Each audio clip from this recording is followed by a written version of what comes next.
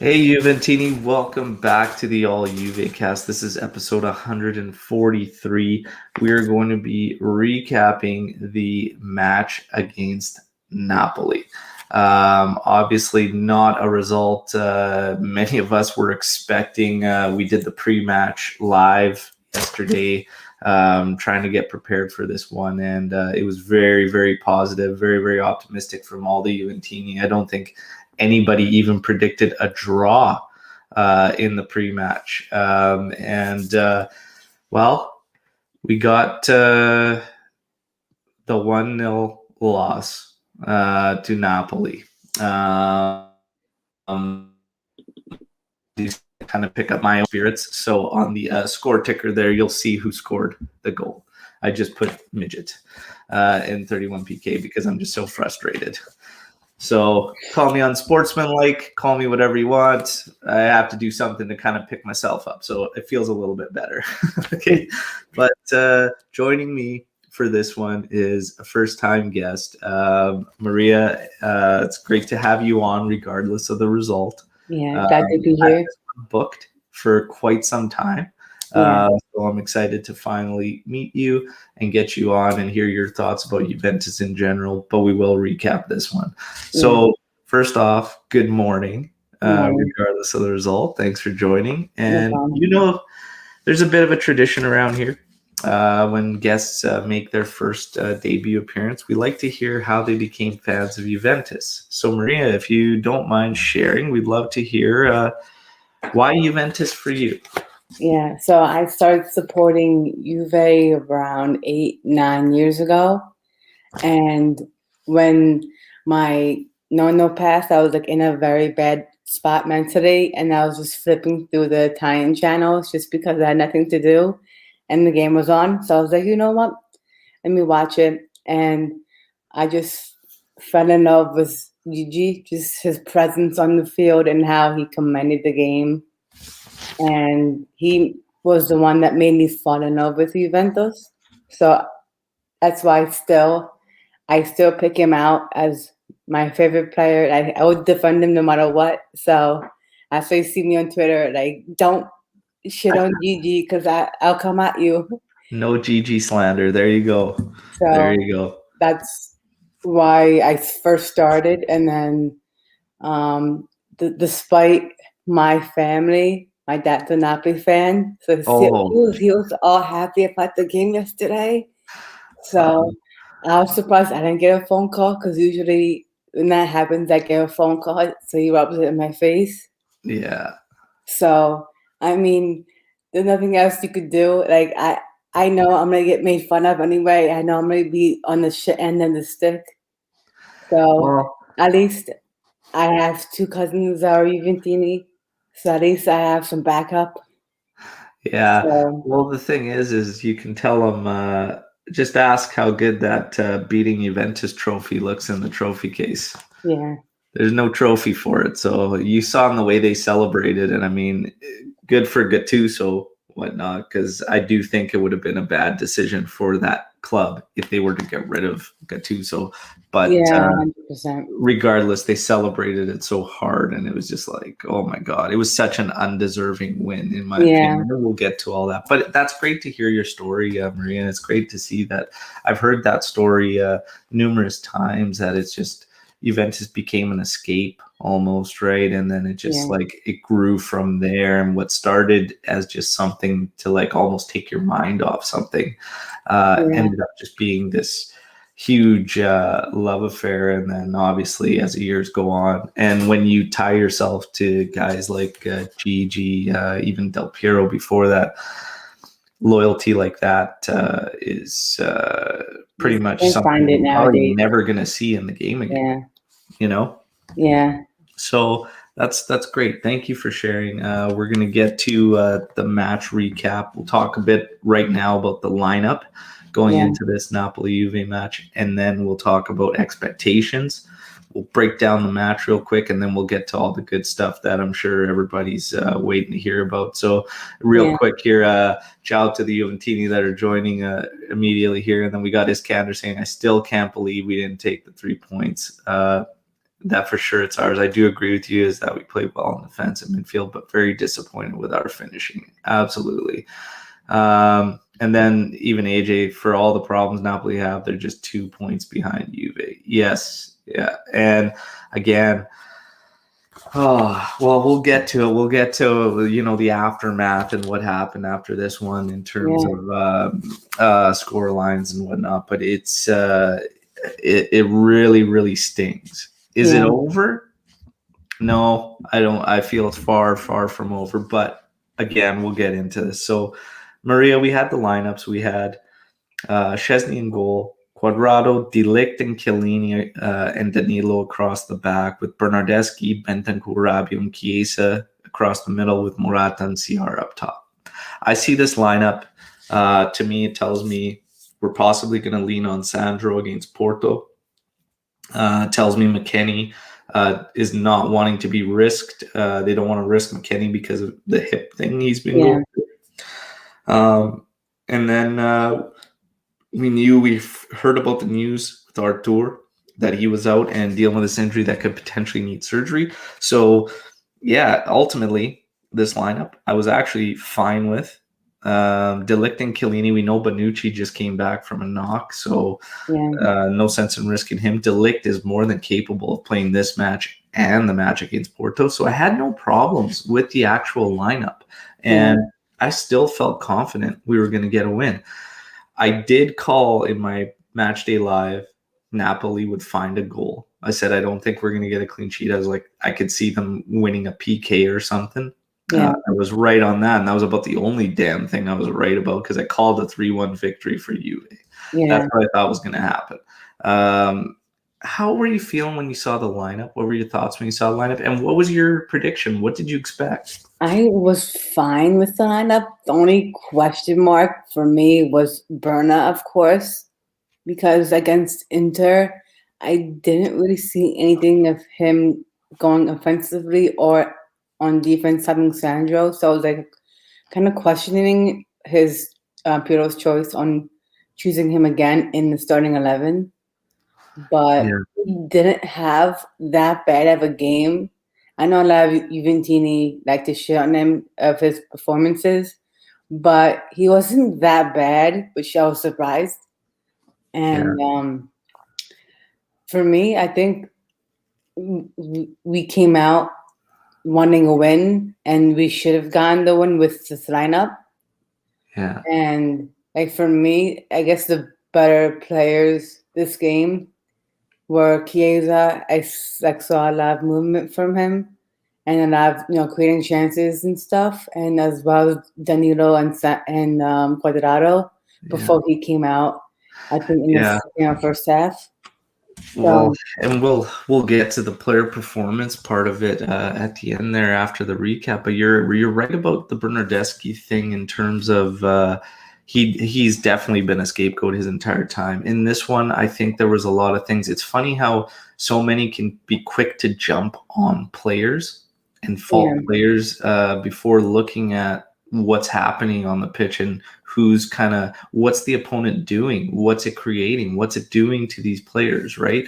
Even if we look at our forwards, it was a bit of a mess in the first half, and the one thing that got me is I liked the lineup on paper, but I was very, very confused as to when we started the match why Chiesa and Bernardeschi are both playing on the opposite sides of where they should be.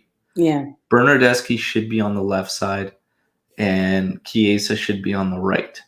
There's no reason why you needed to play one or the other there. And it evens out. So if we were going to think about this hybrid system where you need a guy that's going to be able to track back, both of them offer that. Yeah. Both of them offer that. So it literally made no sense to have these guys on the opposite sides of where they should be playing. Yeah. That one was really strange when we saw it play out. And then I did see towards the earlier part of the match is they were trying to get Bernardeschi more central and use him in that McKennie or Ramsey / role. Yeah. But the problem was it wasn't happening. It just absolutely wasn't happening.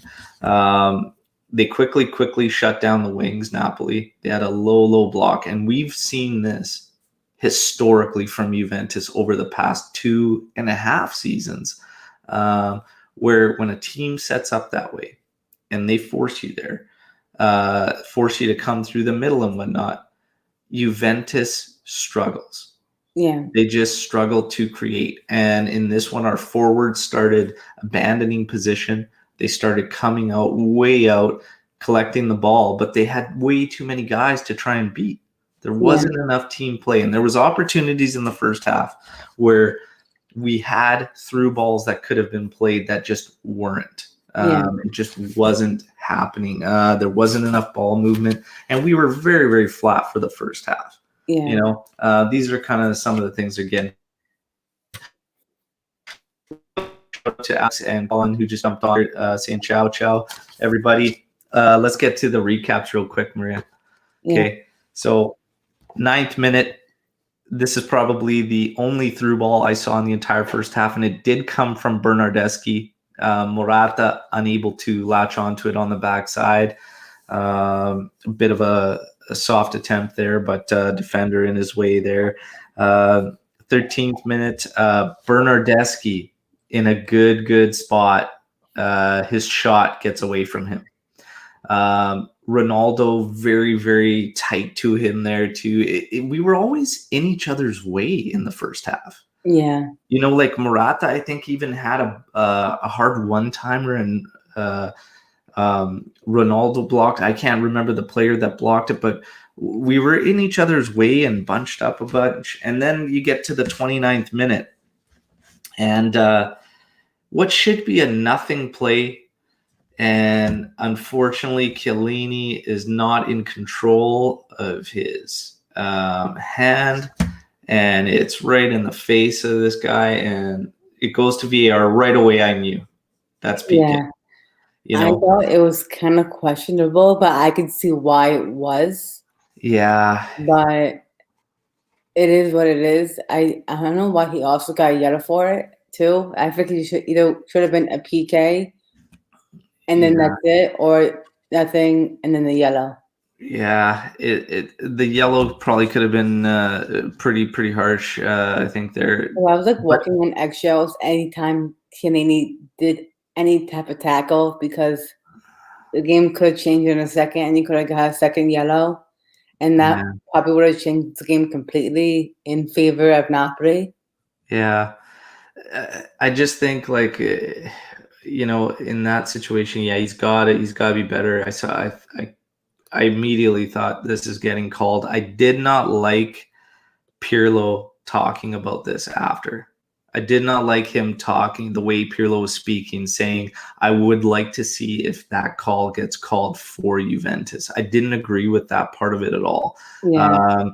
Despite what I may think personally about how the ref called that match or whatnot, it's besides the point. You played a team that had 0 attempts on target. You know, they were offering nothing. You simply couldn't break them down. Yeah, you know? I think, like, personally, like, a lot of people blame Chiellini. Yes, Chiellini caused the PK, but it's also the team's fault as a whole, because we didn't capitalize on our chances. Oh, yeah, absolutely. Chiellini's got to do better there. He struggled this match, even in just passing the ball out of the back, like just hitting his first winger. He had so many errant passes. Chiellini, he was definitely off. He wasn't on that one. But it's in a match where that's the only time your opponent can put one on target. We've got to do better. We've got to do better. When we control 62% of possession in an entire match against Napoli, they did what we just did to 2 other teams, which is challenge them to score on us. And we literally just did this in these past 2 games straight. And we weren't able to. We just, and again, the opportunities were there, more so in the second half, because there's nothing else to talk about in this first half. It was that flat. We controlled, but we controlled with nothing coming out of it. I wanted to see some adjustments from Pirlo.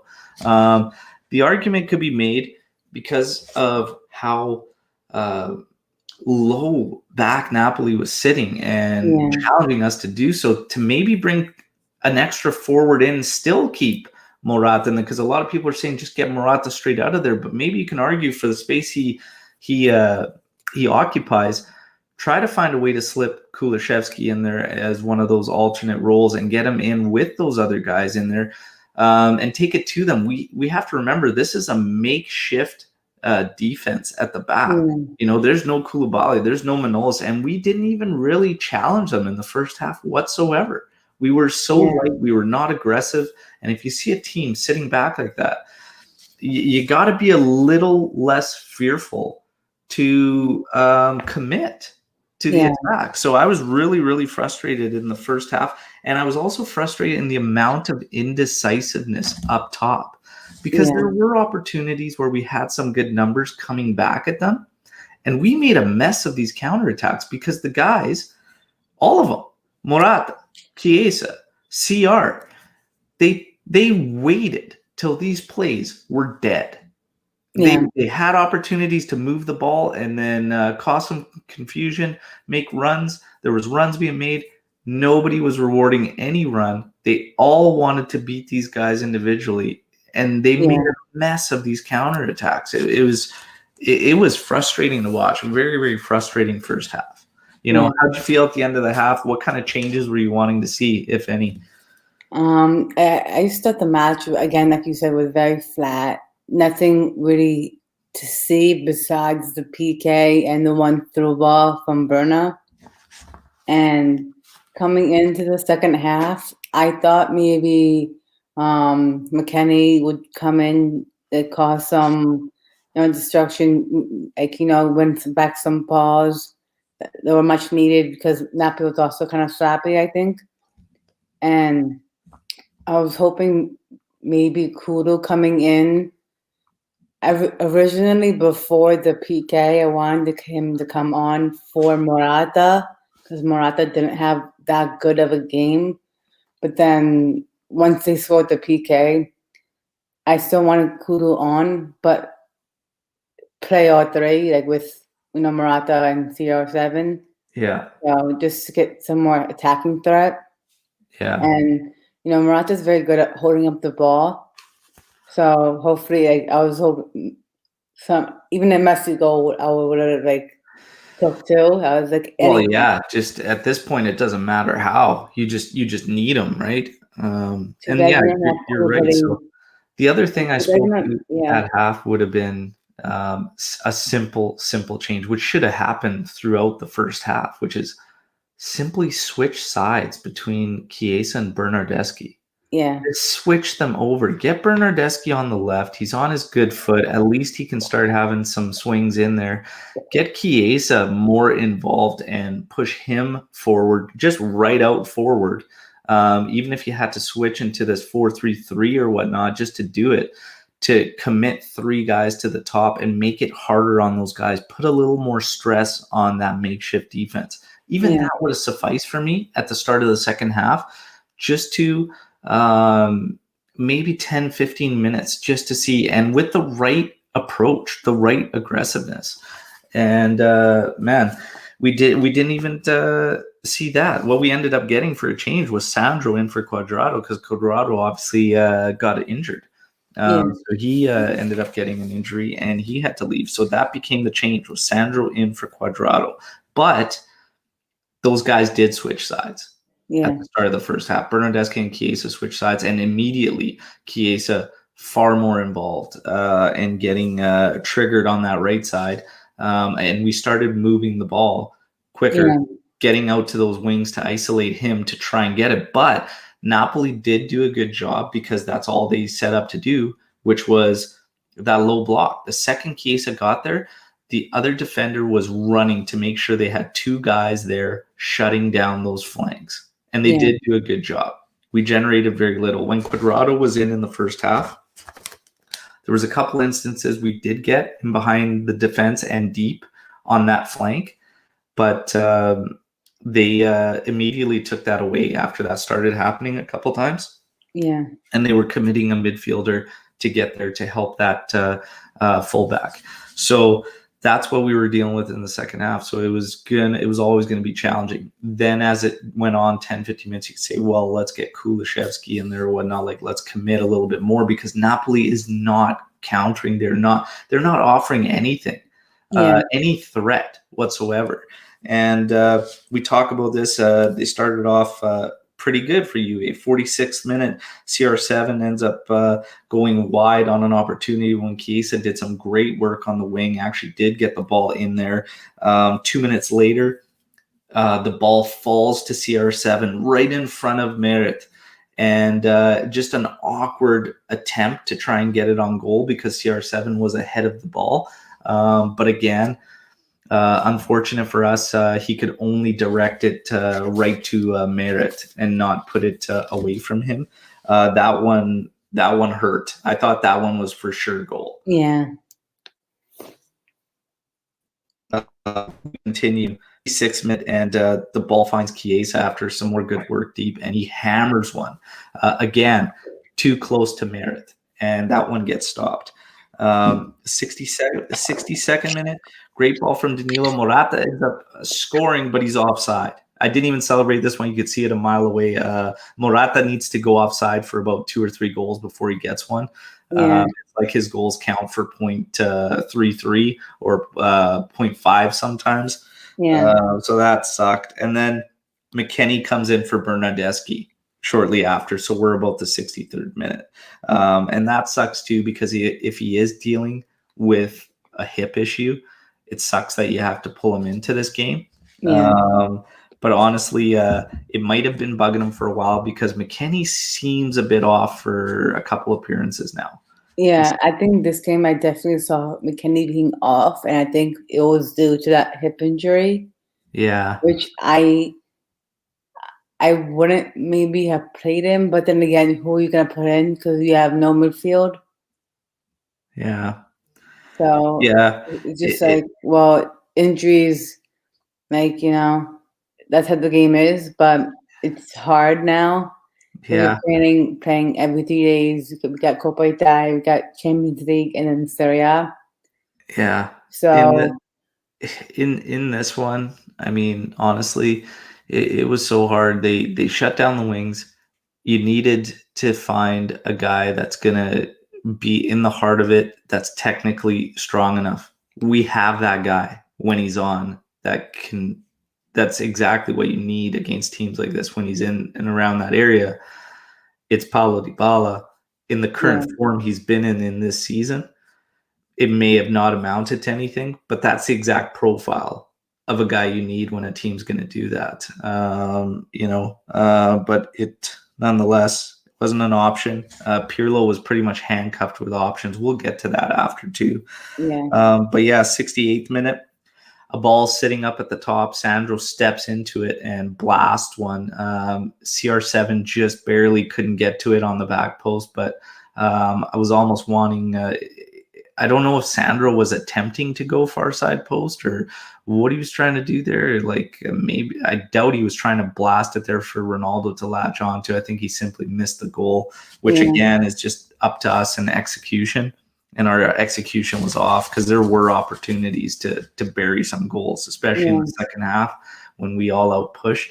It just wasn't enough chances. And as the game goes on late, and we pretty much wasted an entire first half of trying to go out and attack this makeshift defense, as the minutes rack up, the stress cranks up a bit, and then you start overthinking things, and then the finishes become harder to get, right? So that's kind of what happened, and it kind of sucks. 72nd minute, finally see Kulishevsky enter the match. Bentancur comes out, and then 74th minute, CR7 takes his man on 1v1, takes a left-footed shot. Merritt easily stops that one. And then 84th minute, Chiesa doing some great work at the top of the area again. Just wide on this one. Rolls it to the left and bounces away. Merritt, it looked like he may not have gone there if it was on target. So that one hurt. And then 85th minute, Morata gets another opportunity. He's stopped. 89th minute, it gets a header in the area right to Merritt as well. And then we finish up with a late opportunity from Chiesa on a volley that just skies, and that's the end of our match, and it's 1-0, and it is so frustrating, so frustrating. This one, and then for God's sakes, I can't remember a season where we as Juventini have had to scoreboard watch as hard as we have had to this season. So we're literally watching and looking at these for scores from Spezia, for Christ's sake, against Milan. And you know what happens? Spezia beats Milan 2-0.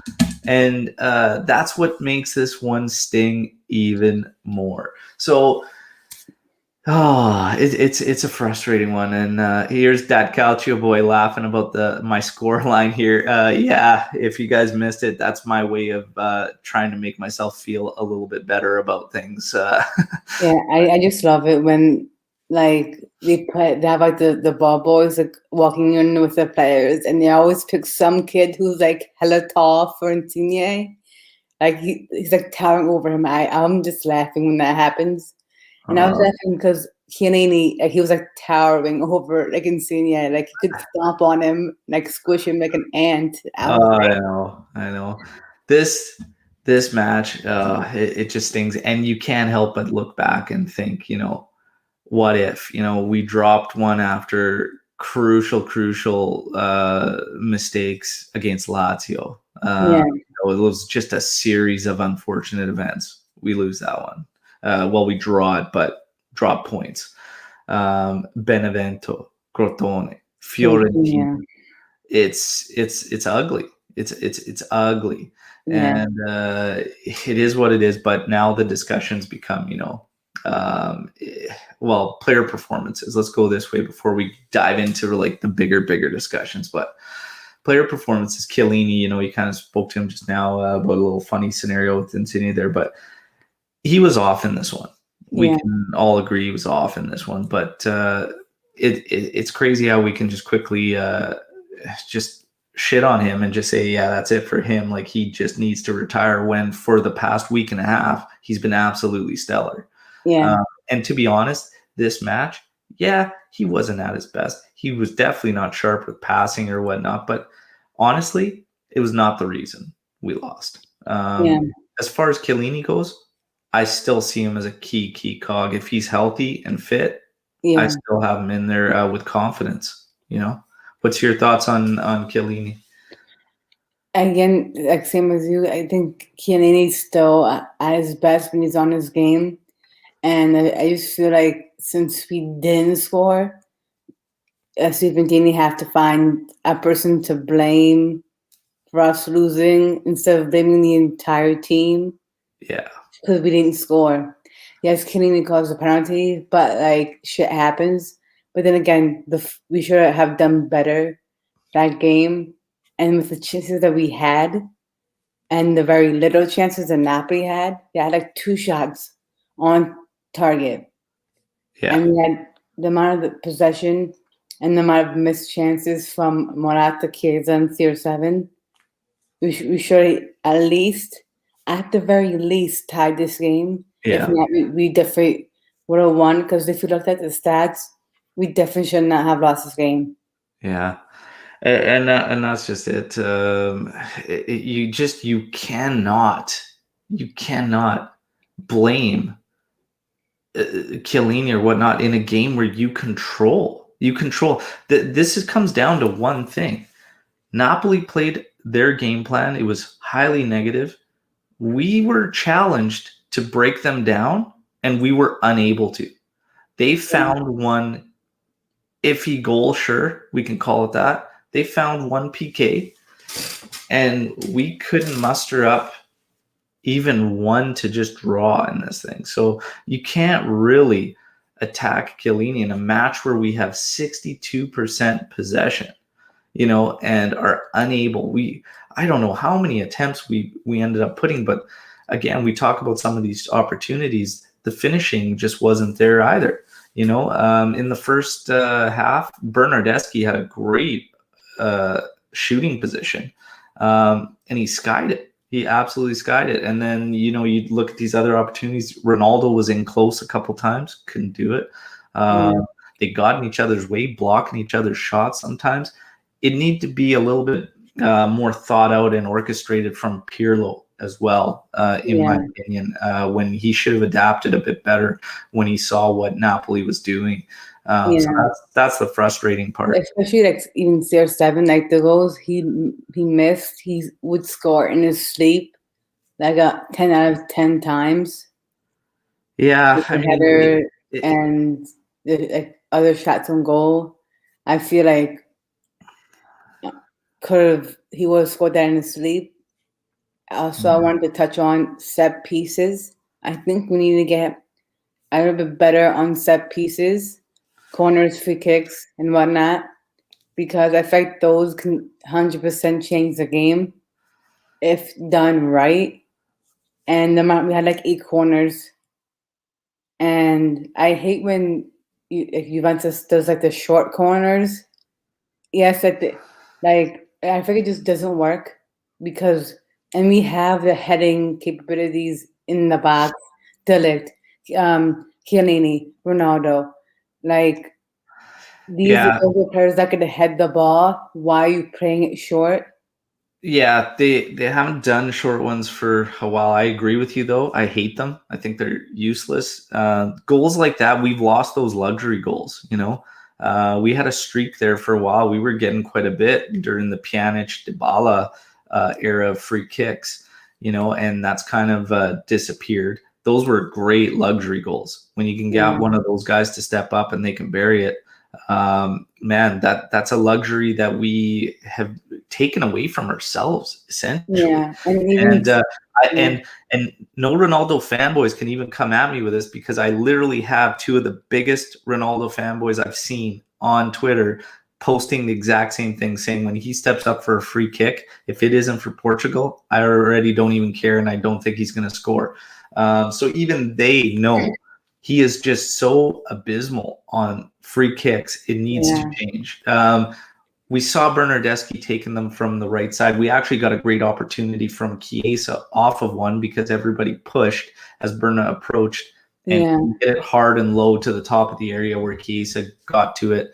His touch let him down, his first touch, because it was a hard pass. But better than just stepping up and hitting the wall per se.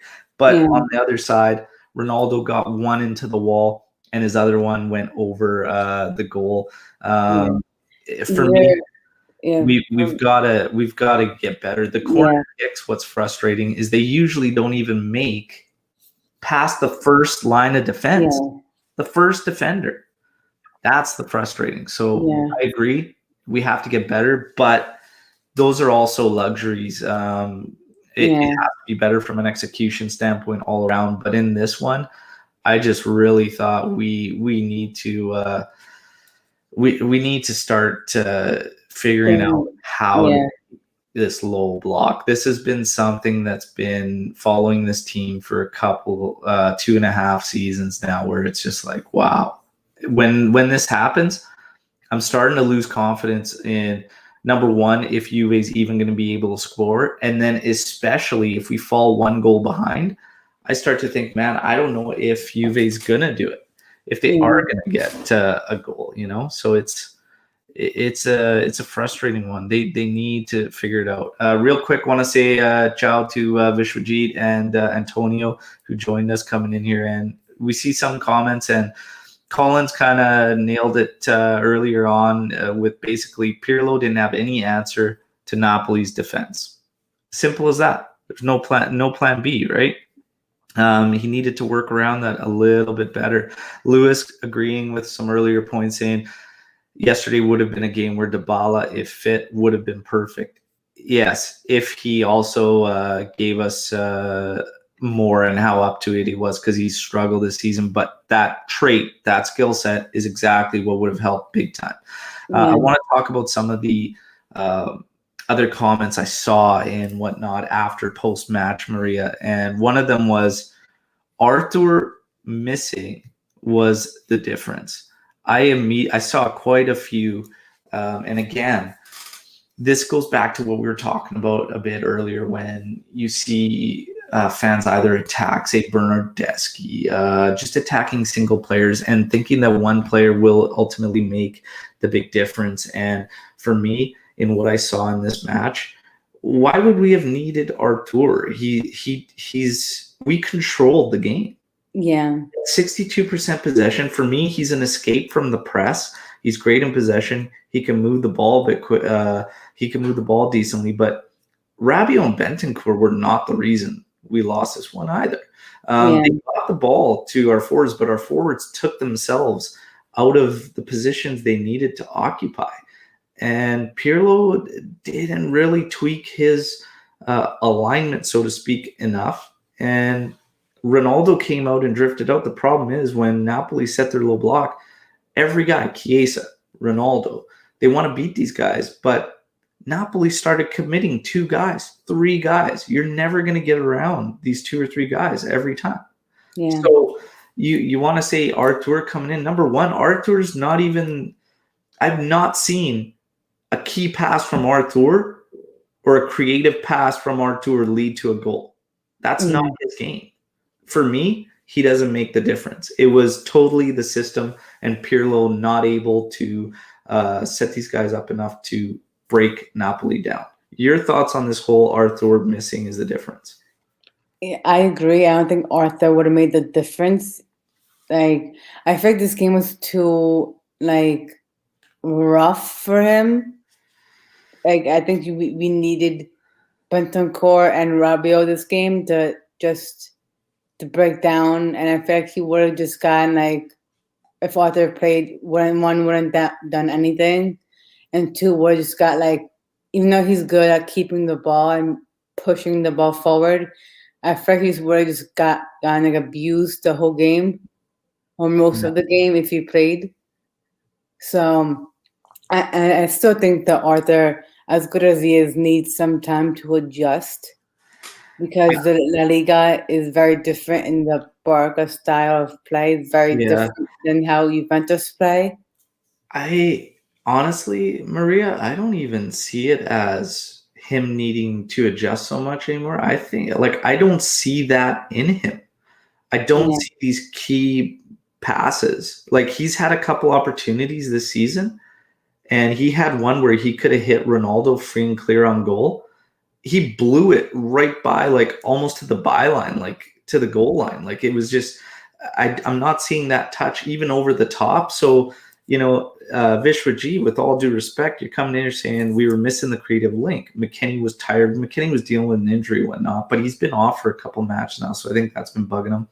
But Artur missing and Ramsey fragile. To be honest, Artur saying the creative link, I don't see it. I don't see Artur as this creative link. I see him as a great escape for our defense because he can take the pressure off, he can hold the ball, and then he could distribute from there.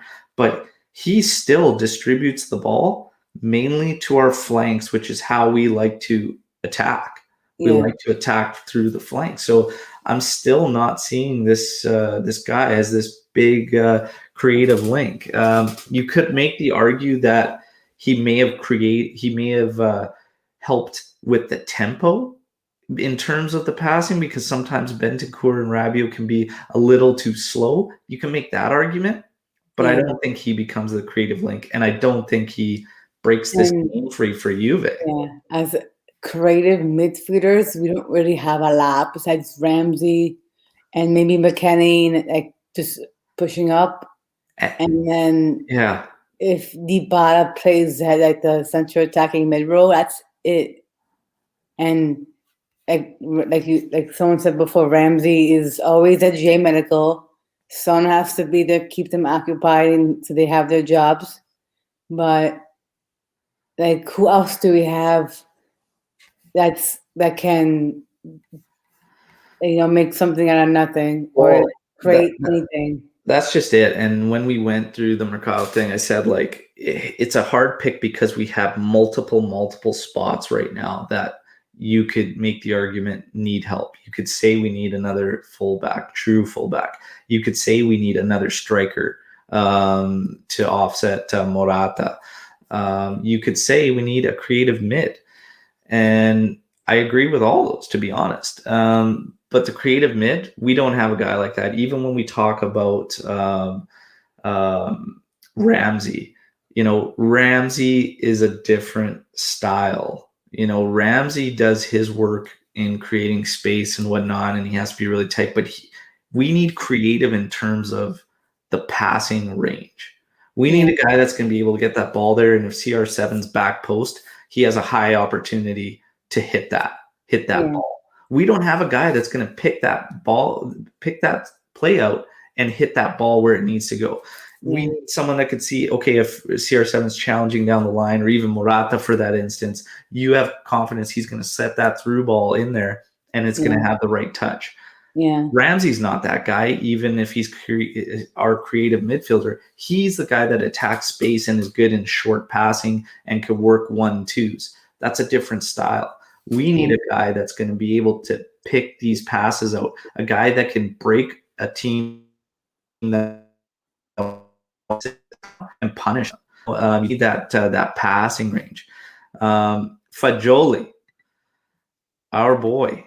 Well, I think as much as I like Fagioli, we might have to, I think, pump the brakes there. And again, I haven't seen enough to make that call on whether he's going to be the guy or so not. My question to you, Alberto, who do you think is that player that can pick out key passes and just be that person for Juventus? Out of some of these guys that all the obvious links, Awar is more of a driving. He's kind of like a Ramsey on steroids. He's kind of the same guy. He's going to drive. He's going to attack space, decent passing range or whatnot. But if you're looking at like true passing range, a guy that could make a difference, spot those passes, Locatelli's in there. Locatelli 100% is in there. Would he be advanced enough to play in this role? Well, it depends. We'd have to change it up. Pirlo would have to make an adjustment in who you have sitting back. I think if you have your creating guy, he's got to be slightly ahead so that he can get into these areas to make those passes. So would Locatelli work? I think Locatelli's still great. DePaul. Rodrigo DePaul is a guy that doesn't get enough credit from many Juventini, and I hear it all the time. He's not good enough to play for Juventus. DePaul makes these plays. He spots these passes. He's dangerous. He's good at set pieces, something that we have discussed how we struggle at. DePaul is also a very, very reasonable price tag in comparison to some of these other options. Yeah, definitely. Because I think we also need someone who's good at set pieces when Dybala's not there. Because, like we said earlier, like Ronaldo cannot take any free kicks because they either hit the wall or they go over the bar. And if Dybala's not there, you're not getting any near close to the goal unless Pirlo miraculously teaches CR7 to score a free kick soon. Yeah. And then, we talk about, there's some good questions. So WI92, we need someone like DePaul and or Locatelli. Vishwajit saying, with the mid we have now, who is the best in that role? Well, that's just it. It seems to change from game to game. And this is another reason why we got to look at what the opponent gives us and sometimes adapt. Honestly, probably the best in terms of passing range. Oh, that's a tough one. You see sometimes you can watch Bentancur splash the ball around and it's actually pretty fun to watch. But there's other times where he's just far too slow on it and it's just not enough. But I don't see any of those guys really doing that. And we just seem like anytime we want to go over the top, it's literally only coming from the back line. Yeah. And I saw De Ligt take a few opportunities at it. Bonucci does here and there, but it's like, why can our mids not have the confidence to spot that pass? Why do our mids lack the confidence even to shoot when they're in opportunities to shoot? These guys need to pick it up. They all need to get that confidence up, and they need to start grabbing the bull by the horns and start playing the fucking game. Really, it's getting frustrating because these are plays like these guys should be doing it. You're playing at this level and you're playing for Juventus. Start picking it up and start getting this skill set. And it's crazy to me that you would think a guy like Pirlo in training would stop at certain intervals. I used to hear these stories about Conte. Conte would blow that whistle. He would shut things down in like 3-second intervals if he had to keep getting his point across. If you have to shut down the training sessions, if you're Pirlo, and break down and be like, look at these options. Look at what you're missing. Like, why are we not seeing this? I would lose my shit. If when we're watching the clip back on Napoli, I would say, like, I would pick out all these instances and be like, look at this ball here. You know, like our guys are trying to do so much more work, but I don't know. Passing range out of the midfield, who is the best in that role? It's not McKennie, because McKennie offers you so much more in terms of his runs and what he does. Passing range is not his thing. Rabiot is not the guy for passing range. He's box-to-box physical. Artur, again, that's my struggle with Artur. I want him to have this passing range. I want to see it. I don't. He's a possession guy, great holder. Bentancur's got a decent passing range. You just barely ever see it, and sometimes it's just hit and miss with him. So it's a tough one to really, truly answer, to be honest. But Artur being the difference, we both agree, not in this one. Not in this one. So I want to talk about some of the other things that come up, Maria, and with a lot of things I'm reading online after this loss. And I was shocked to read this one. I was shocked to read this one by a big account, one I'm not a fan of. But he said Pirlo got the lineup completely wrong. This was a dreadful performance, and we have to give credit to Gattuso, who was immense in this one, a guy that should not lose his job. I had to fucking laugh, first of all, because why on earth are we calling Gattuso immense for this match? They literally did sweet fuck all. So I, right off the bat, disagree with that. I had to laugh at that. I'm like, no, I'm not giving a guy credit for lining up a team, parking the bus, and not getting an attempt on target other than a PK. Like, no, I'm sorry. Anybody, and if that's what it takes to be an immense manager, I'm available for any Serie A team that wants somebody to line you up and park the bus. I mean, you could coach some Serie B team or something. We could go into it. We'll probably do some good, you know? Yeah. That's what we have to do. Park the bus. Yeah. So I immediately disagreed with that. In terms of Pirlo, and this is funny too, that Calcio coming. Gattuso himself said Juve deserved more. Absolutely. This was an undeserving loss for Juve. We deserved far more. Napoli deserved nothing out of this match. If they got a loss, or if they got a draw, that would have been huge for them. The fact they got a win was absolute robbery in this one. But we have nobody but ourselves to blame. My other follow-up to this is, okay, all right, do you agree Pirlo got the starting lineup wrong from the get-go, like he was saying? I also disagreed with this because we went over the points of why in terms of lineup. So do you agree or disagree that Pirlo even got the starting lineup incorrect? I totally disagree. I thought the lineup was fine. Like I said before earlier, besides Burner that I was questioning, I think it was like good. Like, you know, like what else? Who else are you gonna put that would change the game? Besides maybe Dybala, who was again not 100%. He's not even available. So, he's not even fit to even play this game. So, like, I thought the lineup was perfectly fine.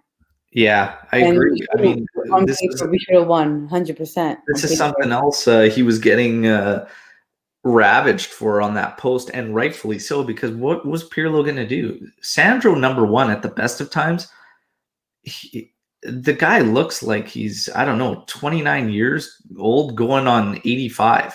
Like it's crazy to see. So I don't really know.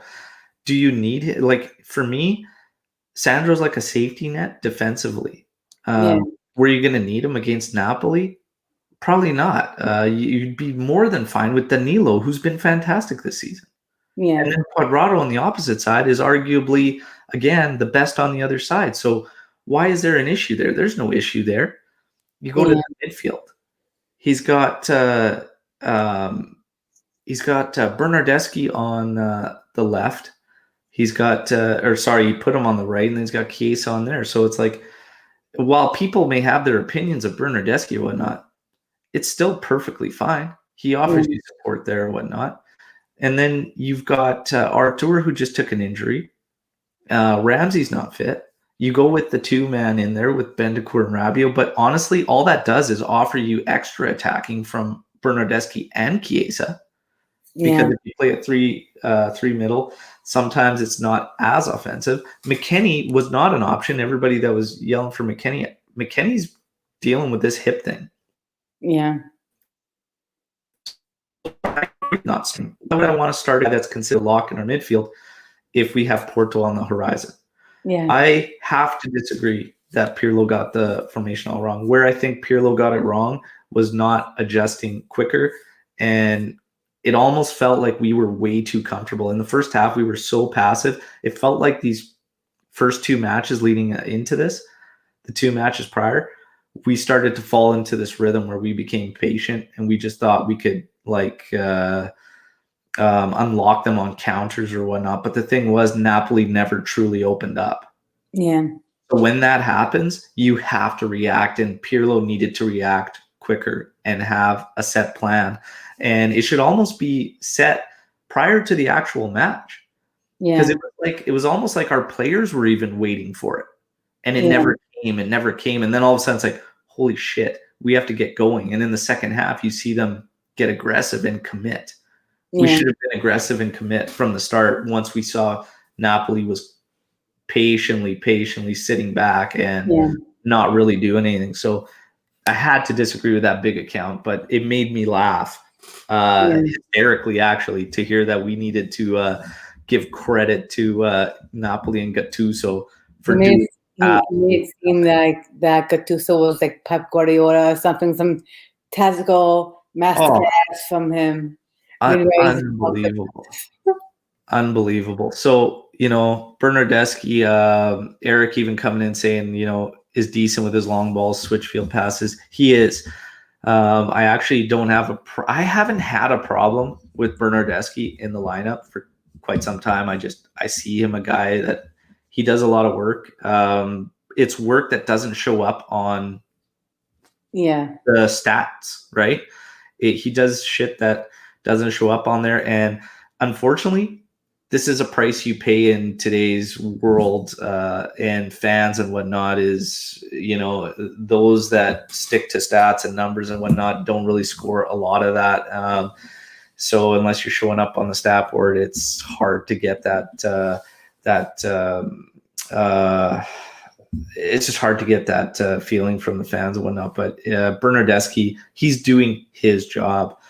His touch let him down quite a bit in the first half in opportunities where we were kind of moving the ball quicker and then we had to slow up.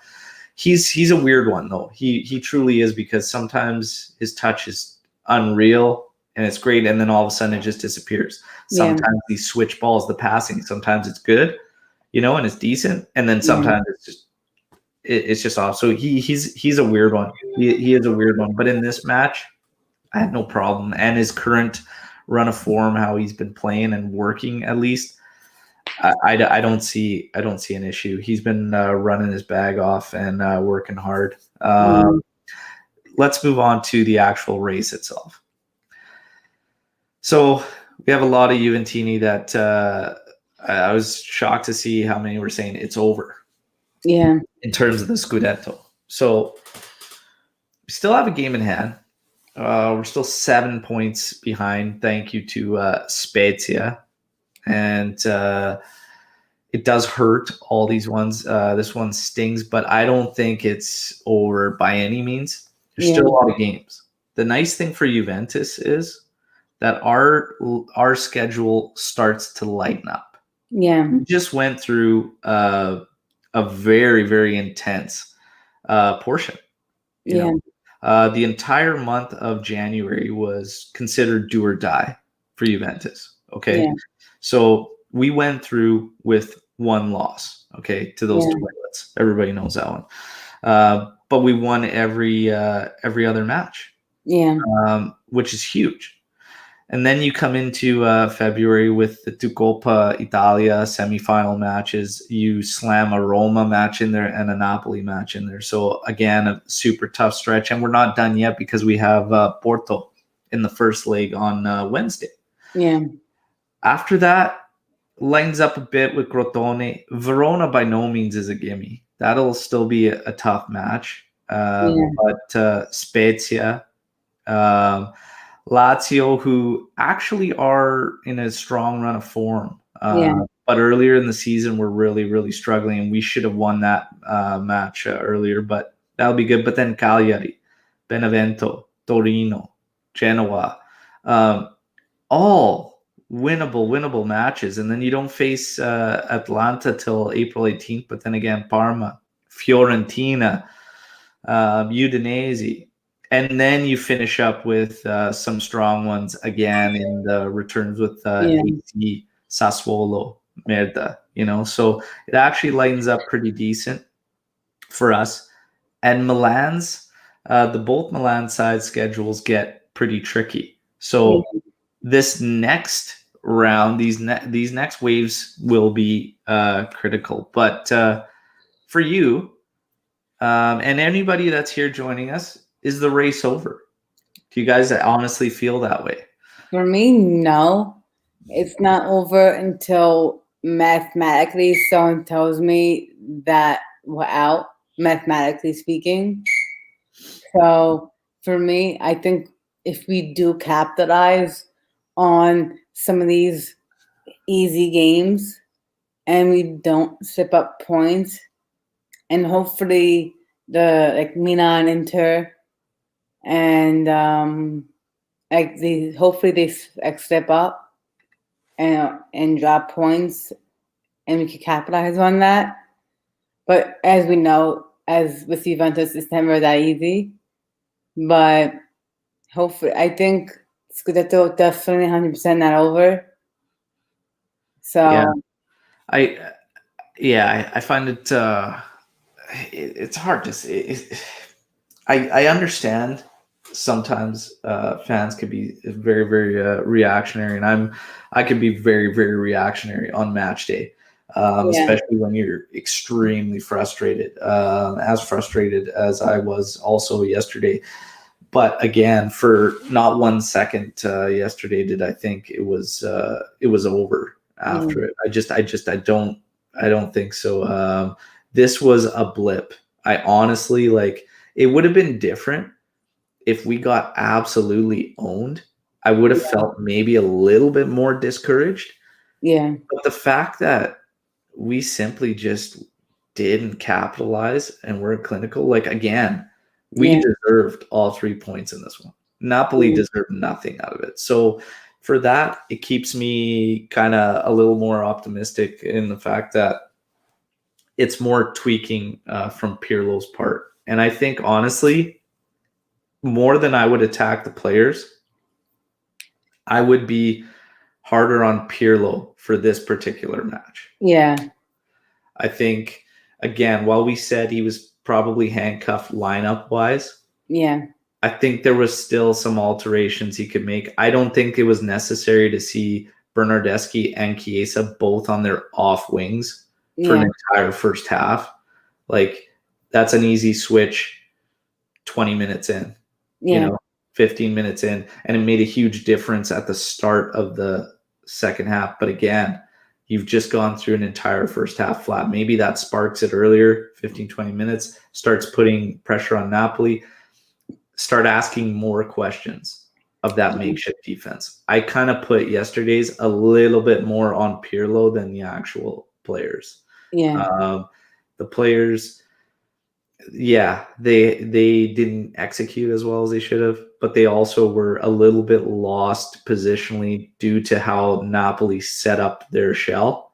Yeah. And Pirlo needs to assist in those adjustments and the reading of that. So I kind of put it a little bit more on him. In terms of the Scudetto race, definitely not over. Alex, it's not over until it's actually over. We had a bad game. It happens. We're on the right path. I like it. Race is still open, but this injuries issue's really concerning. Yeah, the Arthur one is a big blow. And now, AJ even brings on the point. You have 3 midfielders available for 3 spots. You can't play all 3 now for a while, essentially. Yeah. So we're probably going to see more of the setup that we actually did see, utilizing more of the winger styles, like Berna, Chiesa. Kulishevsky seems to be the guy that's put in as a second striker and whatnot. Yeah. But, can Kulishevsky help as like this hybrid player out of the midfield? I think he could play in that like regista role, like where maybe like the number 10 role. I think like he'd Like a be a good option to think about, even just to try out in practice, just to link up like midfield and attack, especially with the lack of midfielders that we have. Which I think for these smaller games, I think we should rest. Maybe play some of the kids. I know I might get crucified for saying that, but like who else are we gonna play? We can't play all 3 every game. I'll play them maybe for Porto because that's a game that's needed to win. But the smaller games, I think they need to be rested at some point. Yeah. Well, I think Kulishevsky, I think, yes, he could play in that role. I think no in terms of how we set up, just because of how much defensive work is still required. So it's like when we look at these other guys that play to the sides, like a Ramsey or whatnot, I think Kulishevsky would actually do that role better. But again, it's how much he sacrificed defensively. The next question is, and this is for everybody, join us as well, is it time for a formation change, which a lot of Juventini have called out for, even after one match, where I think it's just a bad match. And I actually think we're on the right track as a team as a whole, and I think things are going the right way. But a lot of people are calling for formation change. I think even that is hard to ask for, because no matter how Pirlo lines up, it always changes anyways, and it kind of flexes and adapts. It's never like a true layout of what you see, hardly ever. So even that's kind of tough, but you get the shouts for 4-3-3, and now the question is, well, Arthur's out again. So what are you doing in the middle? But how do you feel about fans talking about formation changes, and everybody on here too? Get your thoughts in on formation change. Yeah, I think required or no? I don't think so, just because this game wasn't even a bad game. It's not like we got dominated by possession and we played so horribly and then Napoli dominated us. That didn't happen. We dominated most of the game and we just didn't get our chances. So I don't think the formation change is necessary. Yeah. Right now, I could understand if maybe in the next few games we're playing so bad when it's not watchable. Then I can understand maybe formation change is needed. But after this game, I don't think it's even needed as of right now. Yeah. Because usually he switches with like the 4-4-2 or the 4-5-2 or so, like 3 at the back. So I think switching off from those 2, I think is good. But as of right now, the 4-4-2 is probably best due to our lack of midfield options as of right now. Yeah. Because who we kind of play if we do 3 at the back, like in midfield, Yeah, the midfield becomes a question. Right now, and then players start coming back, then you could think about formation wise. But like, I agree with the original statement. I don't think it's necessary, especially if a lot are going to base it off this particular match. But even the season as a whole, and just this club in general, to base a formation change now, I don't think it's necessary. This setup that Pirlo has us in actually makes sense for the players we have, and the team, the squad we have. It also offers the ability to flex and adapt. It's just he needs to pull those strings. And I think, again, against Napoli, it came down to him not pulling the strings that needed to be, more than anything. So I don't think a formation change is required. Again, this formation, the way he sets us up, can change. It could change how we attack. It could change what we become, whether it goes to 3 at the back, like instantly. So I actually like it in terms of that. I think it's just, again, this was just an ugly blip, but it has been positive for an entire month and a half. So, there was one blip in the road there where everything was wrong, but for the most part, the results were coming in now. The plays kind of starting to make more sense. We are getting more solid at the back, even with a guy that has an off match or whatnot. I think we're going to be okay. And again, the schedule will lighten up, which should in turn help us as well. Fatigue's got to be setting in. And again, you go through such a long stretch of intense matches. We left ourselves little to no room for error. It's tough, and it's mentally draining just as much as it is physically. So it's tough. But again, we ultimately need to start capitalizing. But again, the schedules kind of flip, and the Milan side will start going through some harder ones. And now we kind of will lighten up a bit. We still need to come hard with the proper approach and everything, which I believe we will, because that part has kind of somewhat improved. I think we'll be okay there. And let's see if we can get some more help in terms of outside results, and maybe we can make that climb there. But moving on to Porto midweek. So I see a lot of fans talking about this match and saying if Porto parks it, we're screwed. Number one, I don't expect Porto to park it because now, everybody's starting to wonder, is this just going to be the common theme? Is this the blueprint on how to beat Juventus? Park it and be patient and whatnot. I do not expect Porto to park it. To overlook this side would be a huge, huge mistake. They have quite a bit of quality, and they will not be intimidated. They'll put out a very, very good fight. And this first match is going to be a very, very big one for Juventus. So we've got question mark. Not having Arthur is big. At this point, even if a guy like Ramsey, we know Pirlo's very, very hot on Ramsey. Even a guy like Ramsey, even a guy like Dybala, they haven't had minutes prior to this. Even if they get healthy, you can't start them. Yeah, I agree. You can't. So we're going to see a lot of the same. And I don't know if Pirlo's going to. The big question mark is McKennie's fitness. And if he goes with the Rabiot, Bentancur, McKennie across the middle with one kind of winger, be that Chiesa or whatnot. The other question mark is he going to play Kulusevski up top, or is he going to go with Morata? Because Morata was very, very poor against Napoli. Yeah. For the most part. And that's a bit of question mark. So I want to ask the Juventini join us live. I want to ask you to go, CR7's not going anywhere. He's locked. Kulusevski or Morata?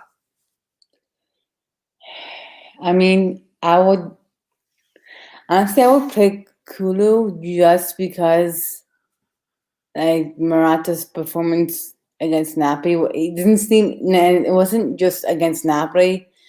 I just feel Morata's not on his game. And so as of right now, I'd play Kulu just because I think he'd be perfectly fine in his position because he's played it a few times before. So I think he'd be, wouldn't be a bad option considering there's no Dybala. I have to see they could put up there. And if he was fit, like you said, he wouldn't play anyway. Yeah. So you're gonna go with Kulusevski up top. Yeah. Okay. The midfield. Would you go with a two winger style we saw against Napoli, or would you see the three across the middle? Do you go Benta, Rabiot, and McKennie? I mean, if McKennie is fit and he's 100%, but if not, I would try the two wingers because I don't want to risk McKennie of having another midfield being injured. But if he's like 100%, I'd say put him in. Yeah. This is a game that we need to win, and he's just a top player, I think. And there's some things I think he needs to work on, and he's still a bit raw. But I think he's been doing very well as of lately. So if he's fit and he has no problems, 100%, I'd start McKennie. If not, then I'd again two wingers if he's not 100%. I don't want to risk him having another midfield out just for the sake of playing him. Yeah. Yeah, I hear you. WY92 coming in to saying Morata, just like CR, he is a different player at Champions League. So the thing with me is, I think it's a tough one. I think just the true nine in terms of our setup is so important, and Morata is so crucial. He was off, and that's an understatement against Napoli. And then there's the doubts that come up in Morata. Everybody's saying Morata comes out of the gate hot, and then he fades. He just fizzles. But I don't know. I think I'd maybe bank on him, not only for that, just hoping he'd bounce back, have a solid showing, and he seems like the guy that would want to turn it around after such a bad showing. But Kulusevski, I think the kid is just dynamite coming off the bench. Yeah. I think he's just so huge when he comes off the bench, and he can make an impact, and you get him on a few tired legs, and I think he could run roughshod on him. So I would probably lean towards the Morata one, but it is a fair question. Like, definitely a fair question. It's a tough one. Porto midweek again. Expectations. For me, a victory. Yeah. I think just anything else. I think honestly, like, Porto's a good side. Their quality. It's not going to be easy by any means, but we should be coming out with a victory. We've been on the right path. I don't think this Napoli thing. So a lot of fans are talking about, well, now the aftermath mentally after this big loss to Napoli. No, again, this is a match Juventus will know they should have succeeded in. They literally dropped the ball themselves. It's not like Napoli imposed themselves on us and earned this win or whatnot. It was so undeserving that I think mentally we are still fine. Okay. I don't think there's going to be any carryover. I think it's business as usual, and we've been on the uptick for quite some time now. So I have full confidence in Juventus midweek. We will follow all the stories leading up to it. I'll have a pre-match live that's going to be really, really fun. And I've got a great guest for the podcast as well. It's going to be a lot of fun as we get pumped for the Champions League. Real quick, as we wrap up, Maria, it's been awesome having you on. Thank you again. Let's have a little fun in extra time here. Everybody that's joining us, feel free to drop your answers as well. Okay, we're just going to ask you some questions about your time as a Juve supporter. Okay. Okay. So, favorite player? I think everyone knows mine since my Twitter handle is Simp for Gigi. So Okay. Okay. I'm gonna go with Gigi on that one. All right. There you go. Who's a player that you wish Juve never got rid of since you've been supporting them? I think the obvious choice is Pogba. Pogba for you?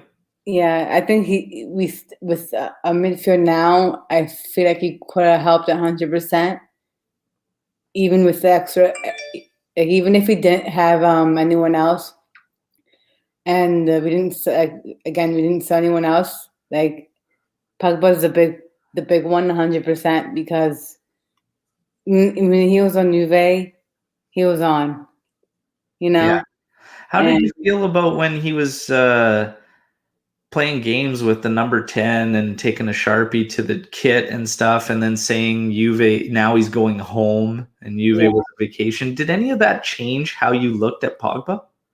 I mean, it was kind of like, I guess, disheartening, and just to see like that he, I guess, didn't like or didn't want to be at Juve anymore and wanted to go back to United.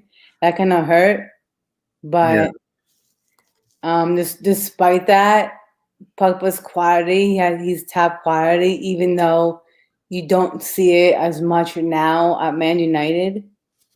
But you can't deny that when he was at Juve, he was on the top of his game, Yeah. and we could really use him now, especially as someone going forward who can hold the ball, has that physicality that he does, and is not afraid to shoot the ball. Yeah.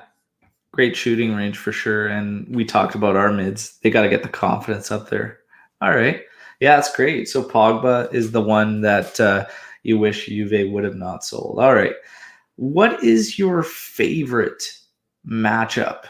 Like the team that you just love when Juve plays, and why? Maybe it's a team that one of your family members supports and you like that kind of rivalry or whatnot. But what's the match you always just absolutely love?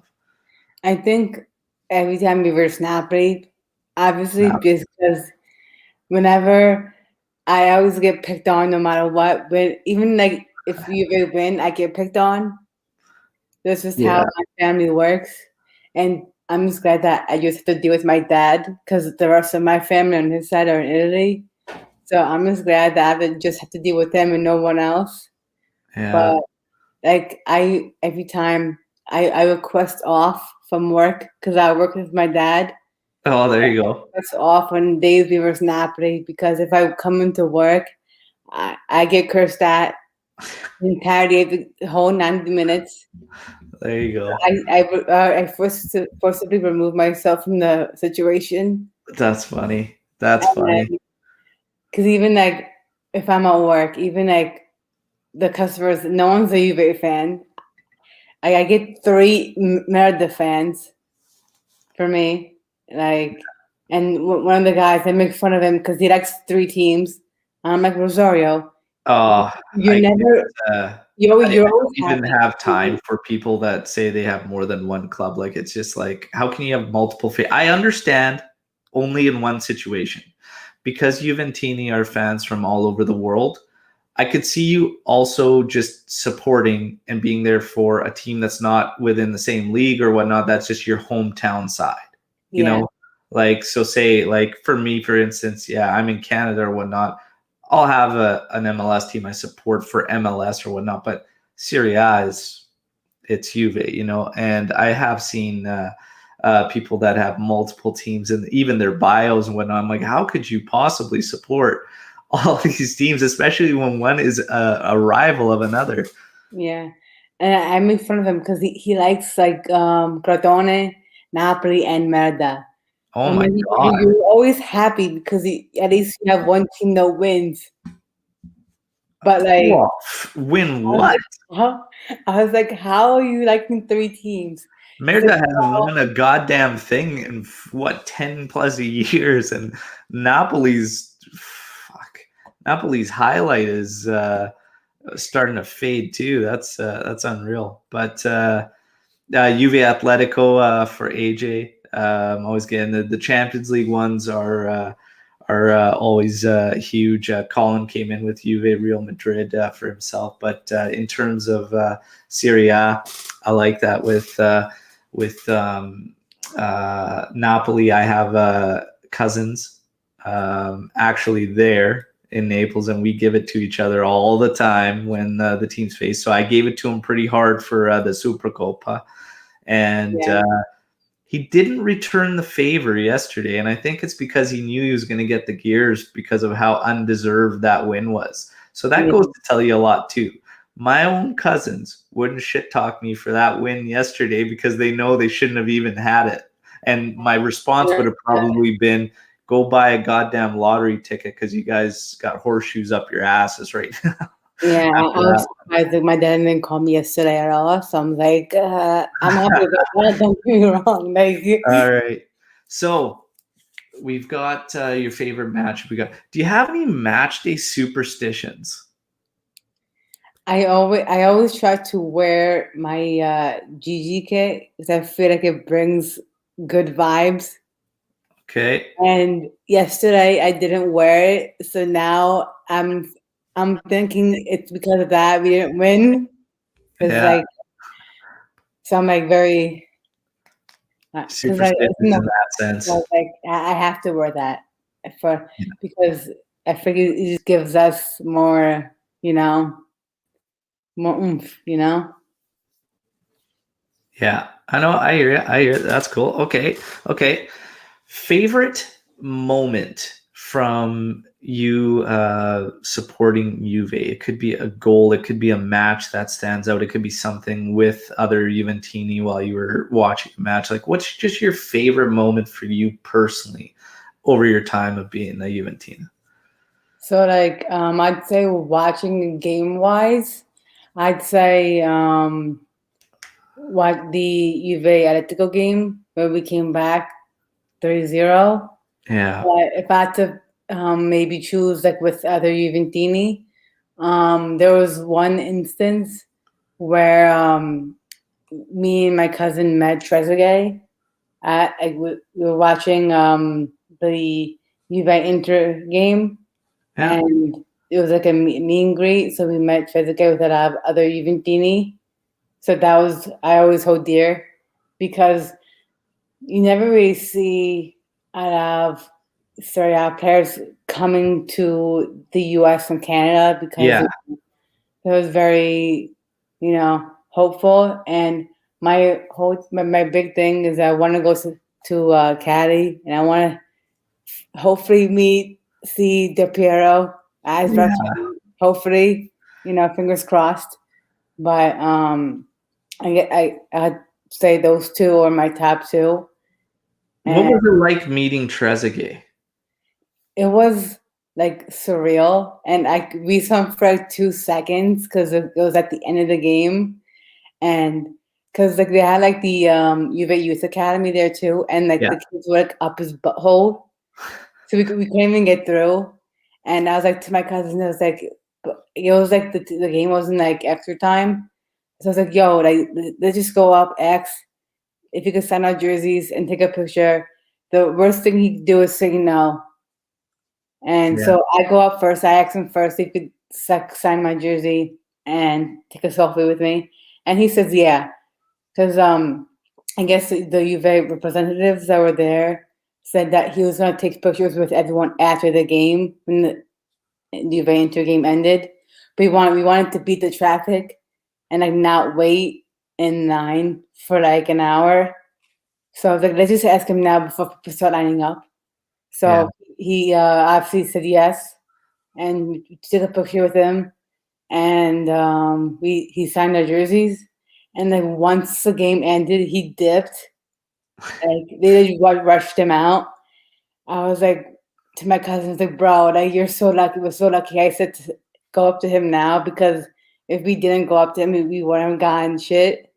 Yeah. So it was just surreal, and it was like a great experience overall. That's cool. That's cool. And hopefully I get to meet more Juve players because I was supposed to go see my first Juventus game in Torino with my cousin, but that never happened because of COVID. Yeah.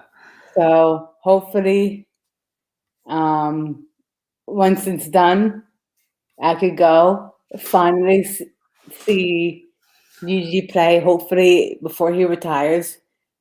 I think Juve should just keep giving him contract extensions till he's like 80 something, Yeah. Keep him on until I get to meet him because it's not ready to leave until I meet him. So we got questions now coming in, even from the viewers. AJ, most heartbreaking Juve moment for you? Probably the Juve Real Madrid game. I think it was 2017, 2018, where Buffon got the red card. Oh, okay. I thought you were going to talk about the Cardiff final. So the Buffon red, yeah, when we were making the comeback, that was 17, 18, I believe. Yeah.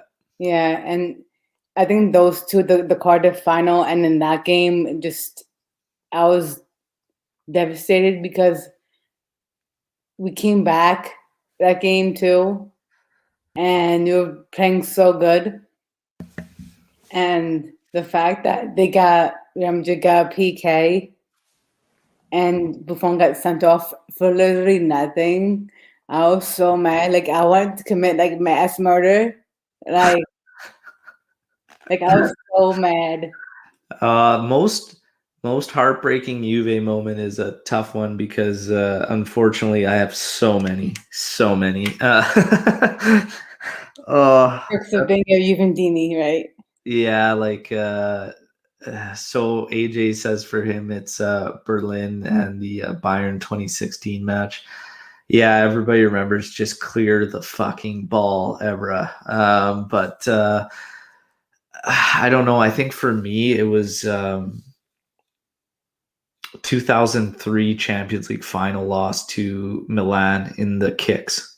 That one just hurts so bad because it was I think everything, the moment. I was watching with my dad, and it was like I was prepared to like have an epic celebration with him. I was hoping we'd be able to, celly one together. Yeah. Because the 96 one, I was far too young. Yeah.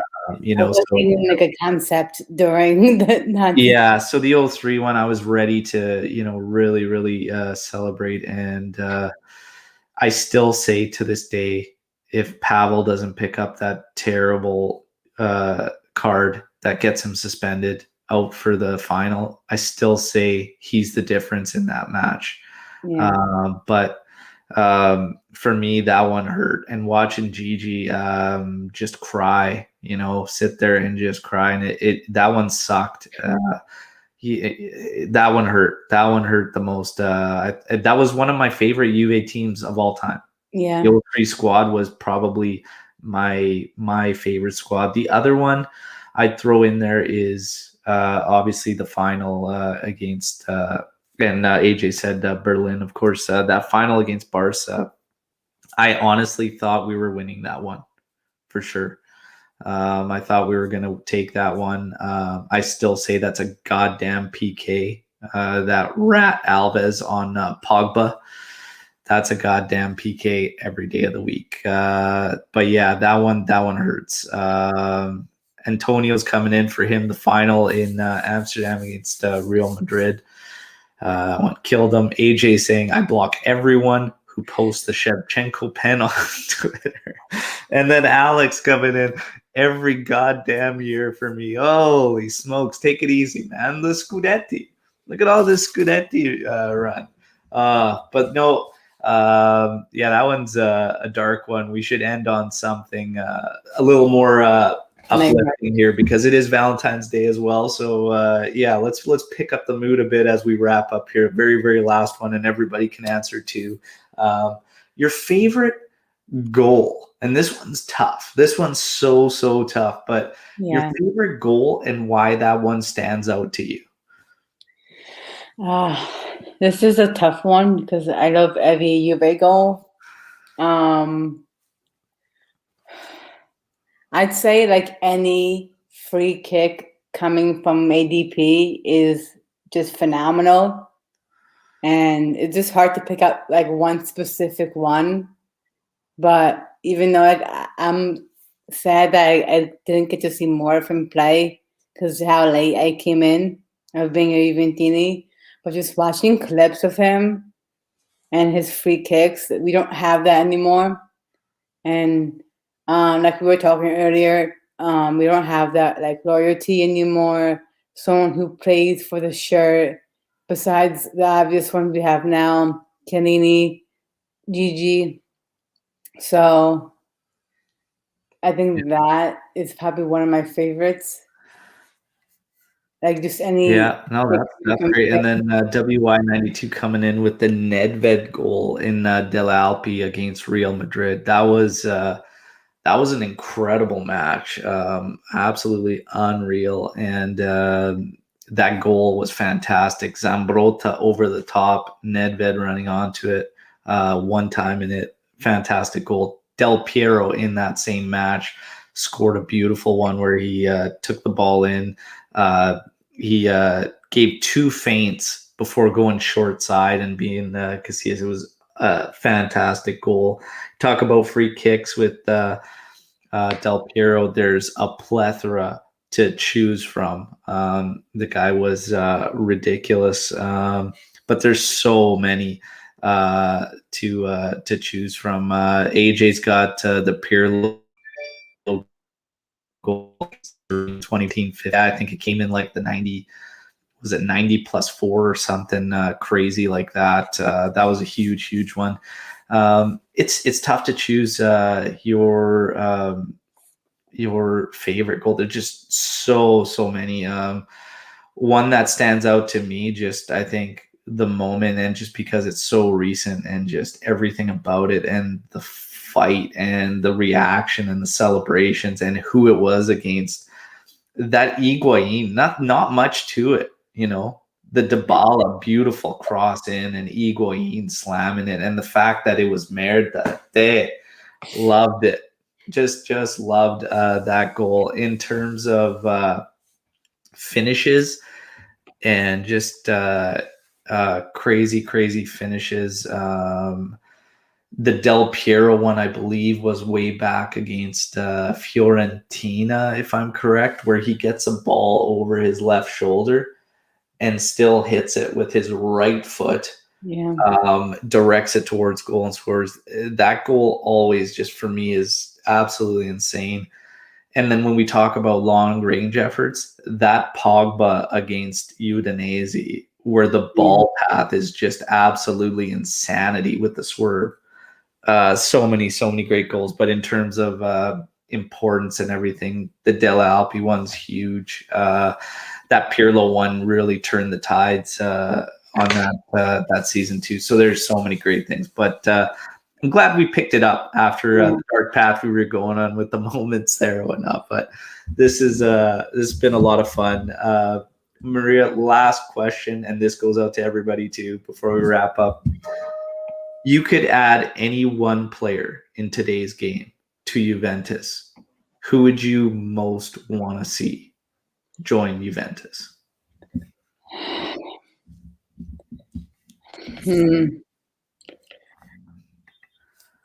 Oh, this is a hard one. I think I really like Haaland.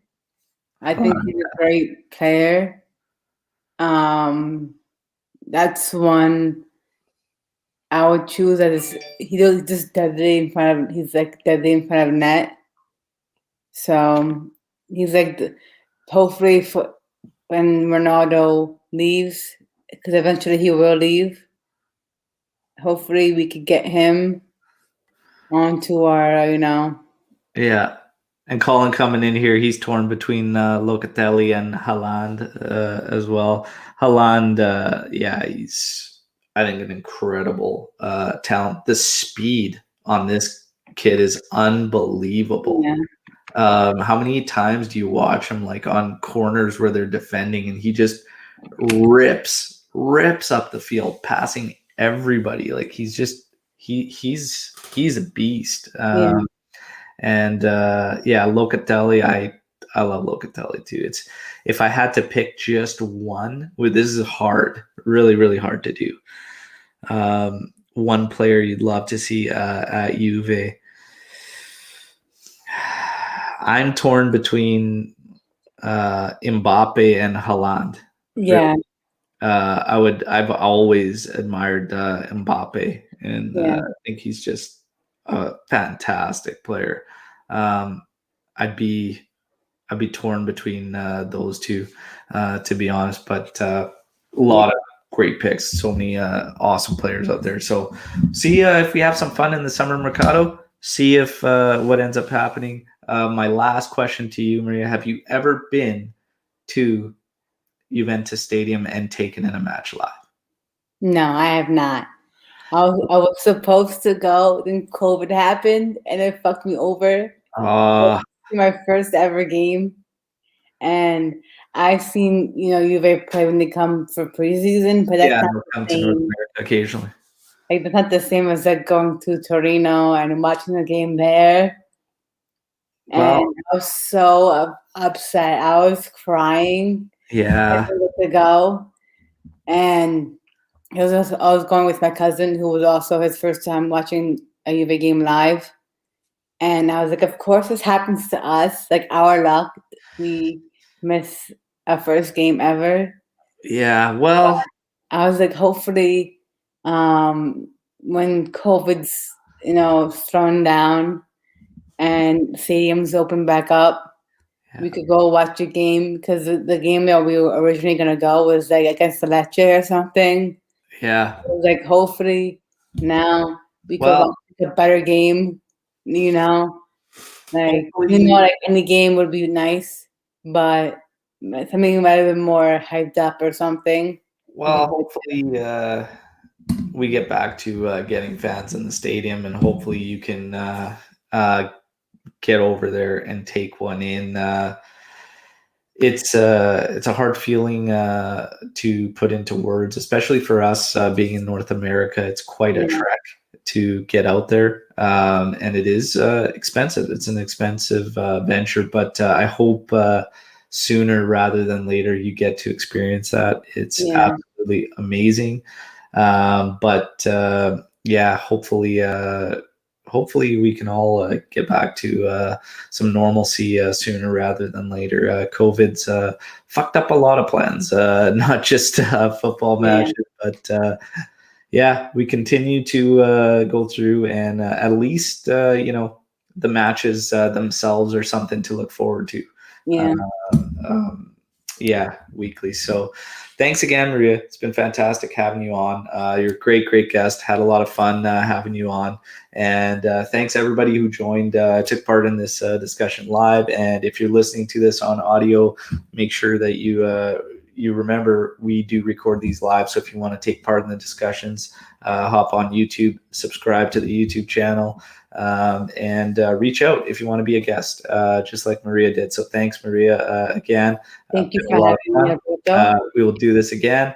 And Juventini, let's see what happens today. Another big match with some table implications between Lazio and Merda. But ultimately, it will be down to us. The race continues. It is far, far from over. And as always, till next time, which will be midweek against Porto, Forza Juve, fino alla fine. Ciao. Ciao.